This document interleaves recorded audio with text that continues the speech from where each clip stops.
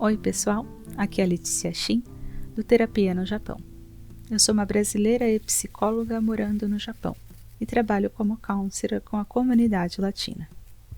Se você ainda nunca ouviu falar sobre este trabalho de counselor, é mais ou menos como se fosse um terapeuta, um conselheiro, alguém que você vai, consultar, você vai atrás de um serviço de realmente uma orientação, aconselhamento, um profissional que presta um serviço de consulta, mas existem vários tipos de counselor. Aqui no Japão tem até counselor para você pegar empréstimo no banco, para você ter uma ideia. A pessoa vai conversar com você para ver se você não está fazendo algo por impulso, por exemplo, para ver as suas questões financeiras, se você está saindo do controle, refletir um pouco mais. De repente a pessoa tem vários empréstimos e aí parece que já é mais ou menos um transtorno. Então antes ela passa, com esse profissional para conversar um pouco mais profundamente a respeito, de repetições, por exemplo. Logicamente que não são todos os bancos que terão esse serviço, este profissional ali à disposição, mas eu fiquei sabendo por aqui, que é bem comum. Acho que até a moça da Hello Work tinha me falado sobre isso uma vez que a gente estava conversando sobre o assunto, e que tem muitos bancos que têm esses profissionais, os conselheiros, antes da pessoa de repente agir por impulso. Achei bem bacana. Bom, o assunto de hoje é sobre fazer terapia, por que é tão difícil? Porque não é uma coisa tão simples quanto muitas vezes a gente acha que é igual uma cena de filme, alguma coisa assim, um recorte, que a gente pega e que vai ser simples. Realmente é difícil, às vezes, você revisitar certos lugares, certos momentos da sua vida, pisar em certos terrenos que estavam ali abandonados, que você preferia, às vezes, esquecer, que eles realmente, de fato, existiram na sua história. E isso ainda te machuca porque você não elaborou, porque você não tratou, você não cuidou, você não digeriu, não processou aquilo. Então, certamente vai ser difícil tocar em certos assuntos novamente. Vai parecer às vezes que você está sendo uma pessoa repetitiva, que fala sempre a mesma coisa, a mesma história. Você vai repetir, sim, muitas vezes, enquanto aquilo te machucar. Isso vai vir à tona, até perder a força sobre você. Então, isso leva tempo. Agora que eu estou fazendo parte de um grupo de estudos sobre o estudo das depressões, que é do livro da Maria Rita Kell, O Tempo e o Cão.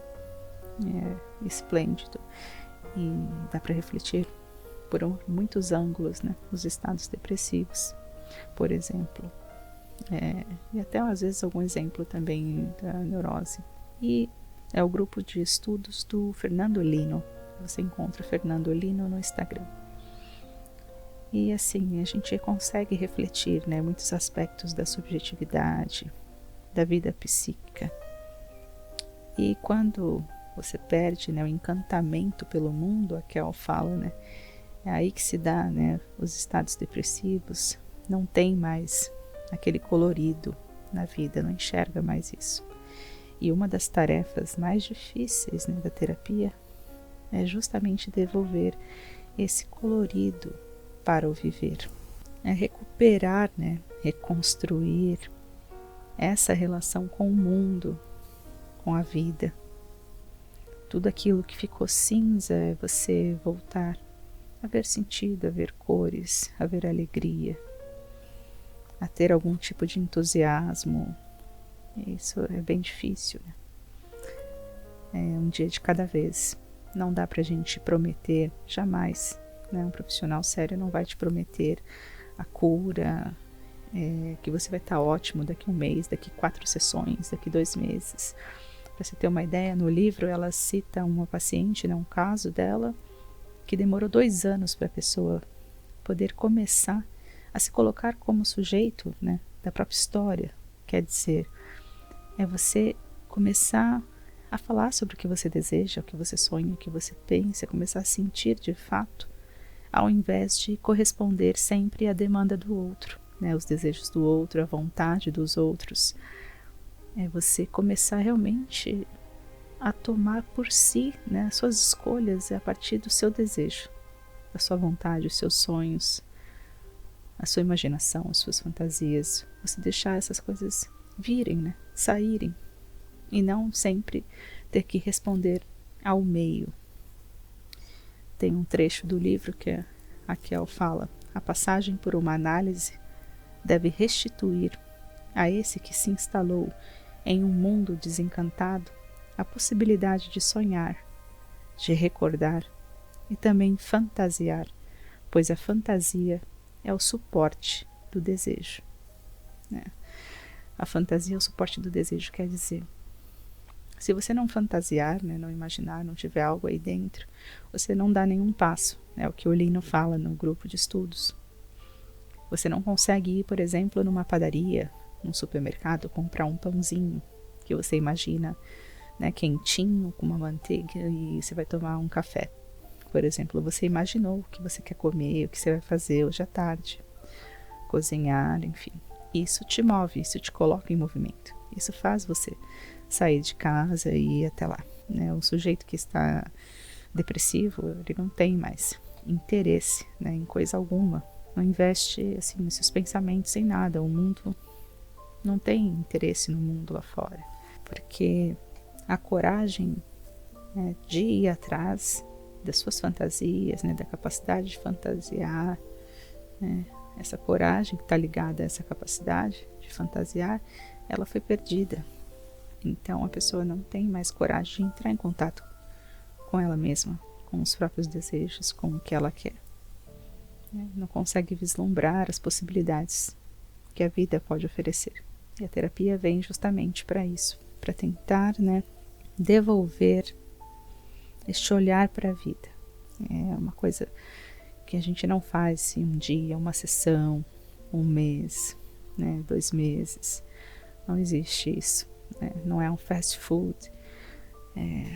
Não tem como você recuperar, às vezes, uma forma, né, que você está já vivendo muitos anos, né, em dias. A Kel sempre diz que o depressivo é como aquela pessoa que foi convidada para uma festa, mas ela não consegue participar. Fica de fora, né, olhando o cenário e pensa que tudo é uma grande mentira, né, quando vê as pessoas lá com suas máscaras de alegria e felicidade, né, se depara com, né, os ideais comuns e que para ela vale muito mais, né, a tristeza, que é legítima.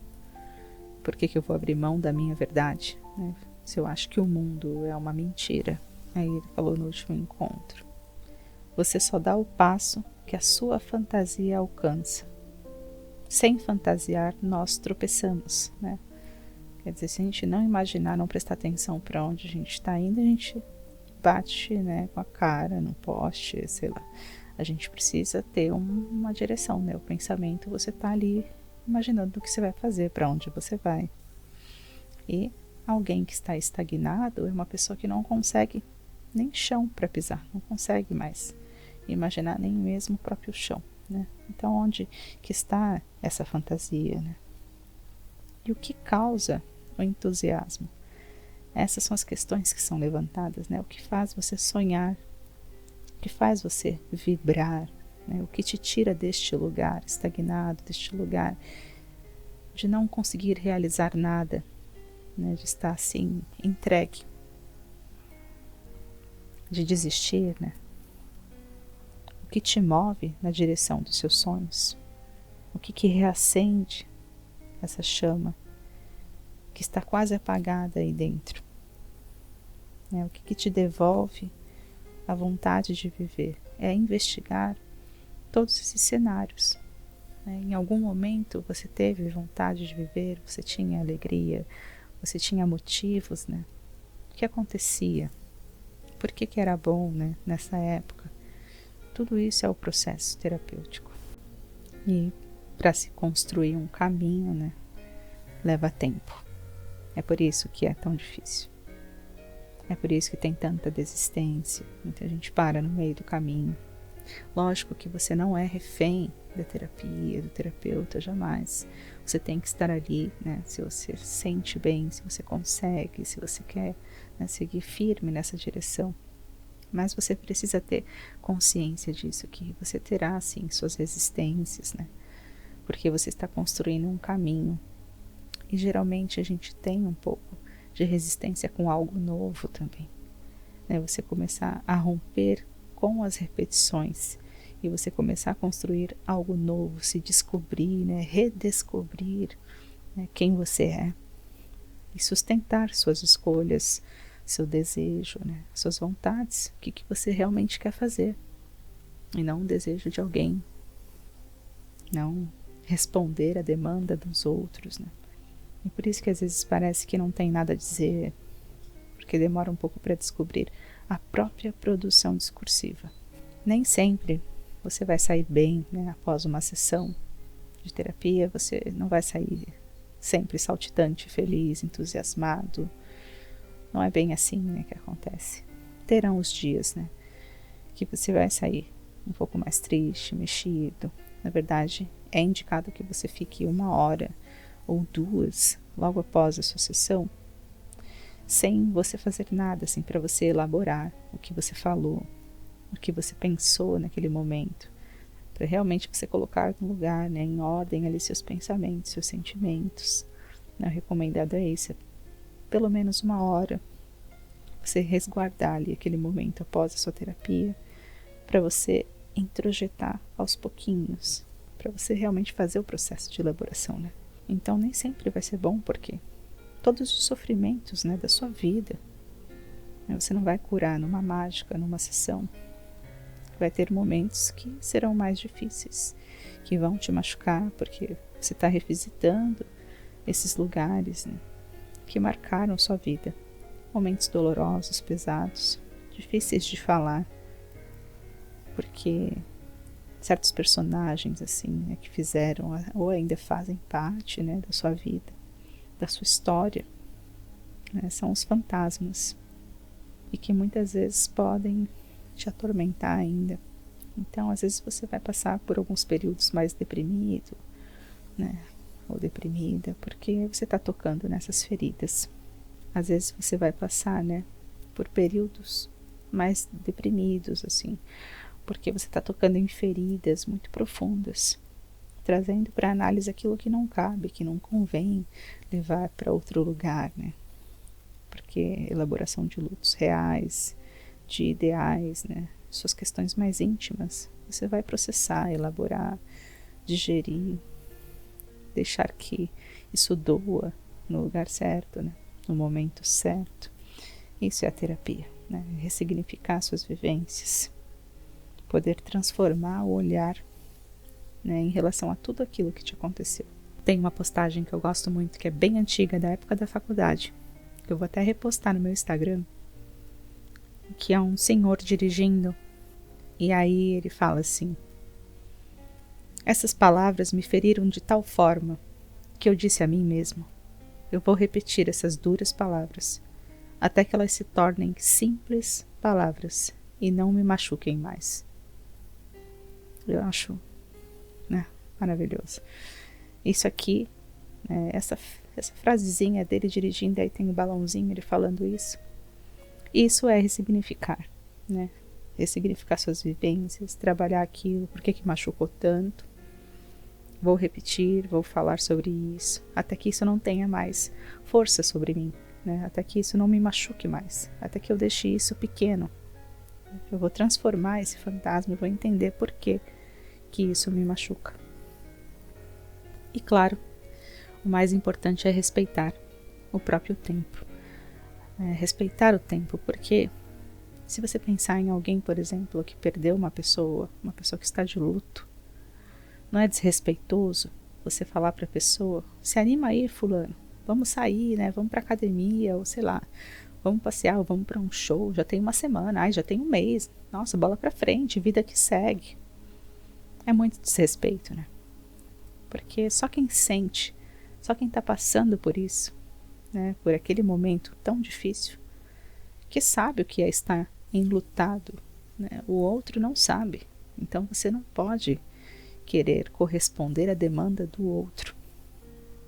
É preciso respeitar o próprio tempo. É uma das coisas mais importantes que tem.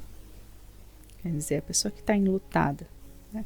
Um mundo que tinha cor, né? O Lino falou isso. Um mundo que tinha cor, de repente vira cinza. E até ele voltar a ter cor novamente, né? A ter sentido novamente, vai levar um tempo, né? Ele vai voltar em algum momento, mas é muito pessoal. Não dá para ter aquela receita. As fases do luto e tal, aí em um ano você vai estar ótima, ou ótimo, vai ser assim, assim, essa. Não, aquelas fases realmente, elas existem. A fase da negação, a fase da raiva, da barganha. Porém, não é garantido que as coisas, elas passem, se acabem, assim, se acalmem, tudo se resolva em um período determinado pelas pesquisas, pela estatística. Né? Você não é ali o coletivo. Você é um ser humano individual. Você tem o seu próprio tempo. Você não funciona como um grupo de pessoas enlutadas. Você tem, né, as suas lembranças, seus motivos, a sua vida, a sua história. É diferente da história dos outros. E no texto do Freud, Luto e Melancolia, ele fala que isso vai ser um processo natural, né?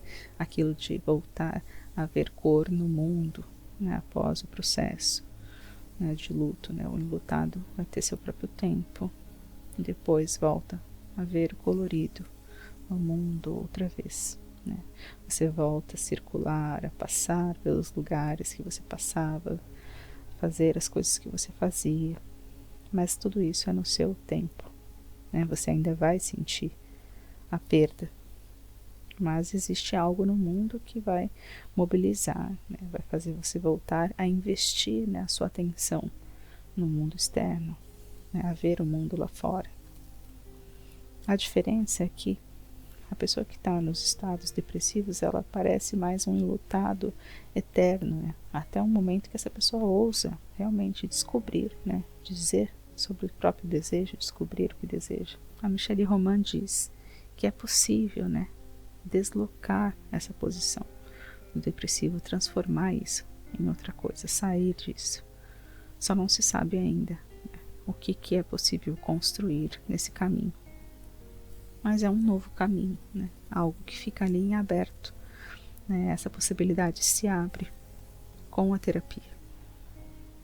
A posição que você assume diante da vida, ela pode mudar, ela pode se transformar. Não é mais aquela posição depressiva.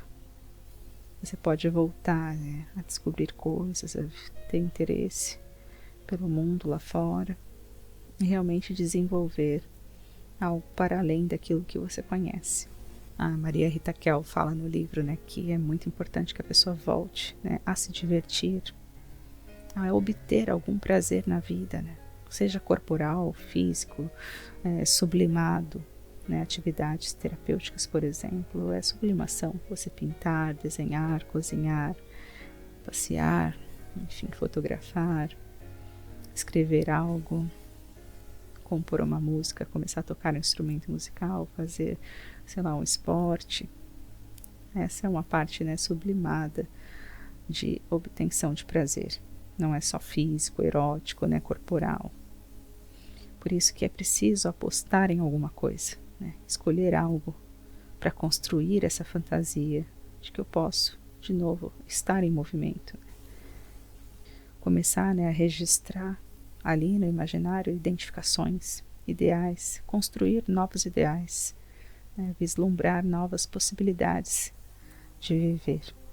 E isso vai fazer com que você pare, né, de tropeçar nas questões. Você vai começar a passar por elas, né, entrar no processo de superação. Mas isso é o seu caminho na terapia, né? E é difícil, mas é algo possível. O mais importante é pensar que é possível parar, né, de suportar o insuportável. É possível você dar um basta. Você dar realmente, né, um adeus às coisas ruins e você recomeçar a sua vida, a sua história. É você passar, né, por aquilo tudo, você deixar realmente aquilo ir embora. Porque enquanto você não fizer as pazes com tudo aquilo que você perdeu, tudo aquilo que se foi, você não permite, né, que o novo aconteça, que a sua vida continue. Você fica estagnado, fica parado. E por isso é importante, né, você conseguir abrir, ampliar ali o seu olhar diante de tudo. E não negar, né? É ter em mente, né, deixar funcionar que alguns capítulos muito difíceis, muito ruins da sua história, eles não vão definir, né, a sua vida, a sua história, né, o final, né? É aquela frase que rola por aí na internet de que você pode construir um novo fim, né? É exatamente isso. É você se permitir a criar essas possibilidades do novo. Bom, eu vou ficando por aqui. A gente conversa mais no próximo vídeo. Espero que você saiba que, assim, é difícil, mas é possível construir um caminho, né, de retorno, de volta para si mesmo.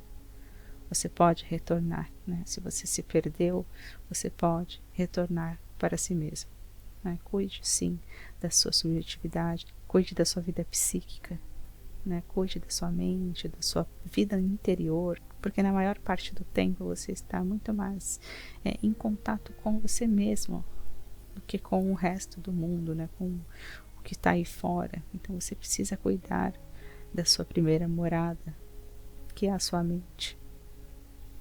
Então até o próximo vídeo, um abraço, muito obrigada por assistir.